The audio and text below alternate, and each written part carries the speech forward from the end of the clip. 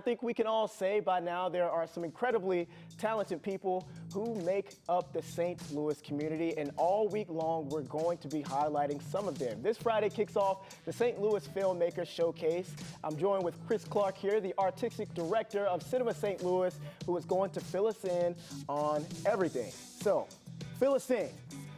This event is 22 years old this year. We've been producing it for 21 of those 22 years. And in that time, this event, which happens every summer in July, has shown about 1,800 films made by St. Louis area filmmakers and occasionally some expatriates who escape our shores here in the Mississippi to go work in New York or LA, wherever films are made.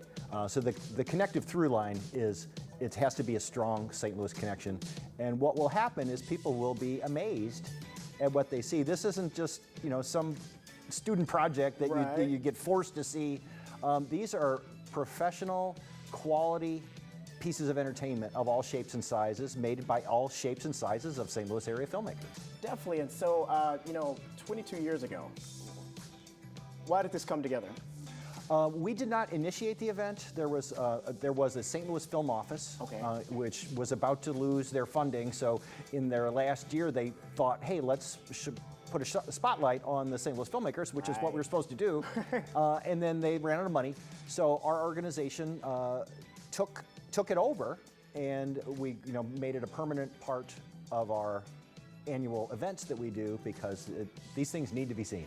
Definitely, and so I'm going to put you on the spot here. Okay. So if I'm not mistaken, isn't there like a list of films that are already going to be shown? Yes. So off of that list, what I guess title has popped out to you that you're like, I might have to pay close attention to this, if at all? I'm the programmer and producer of the event, so I watch everything, even the films that don't get selected. Right. So I watch them as fast as they come in.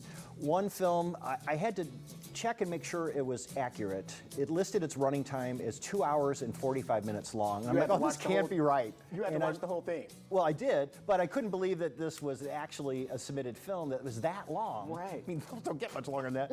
But it did. And it held up. It's called Unresolved, by director Bruce Cunningham. And I was just blown away how well it kept all these many balls in the air, all the different storylines. It spans time, about 10 or 20 years of time goes in between some actions and the present. And it's just a marvelous piece of filmmaking, something that could be shown anywhere, and you wouldn't think it's just, hey, some local guy made a film. Right. It's not like that at all. These are quality stuff. Professionally done. Yes. Wow, that is amazing. And the fact that you mentioned 2 hours, and you could say there, it had a lot of ups. Do you feel like the audience will want to just finish through the whole thing? Yes. For sure. Yes, they'll hang on. But there are films as short as like 2 minutes. What? They're short subjects. Gotcha. So they'll be grouped into programs. Okay. So we have students, hobbyists, professionals who work, here and elsewhere in the industry. So it really is a meeting of the mind and the waters to show everybody else their work. People meet each other, wind up working on each other's films for the following year. Right. And then at the very end, we'll have our annual closing night awards party, where we'll give a couple dozen awards to films and filmmakers, and then we'll invite a handful of the films to screen in competition in the fall at our flagship event, the St. Louis International Film Festival. Definitely, and I see that is at Blueberry Hill Duck Room. Yes. Awesome, awesome. Well, we appreciate you so much for joining us here on the show. You guys can find more information about the St. Louis Filmmakers Showcase right there on your screen.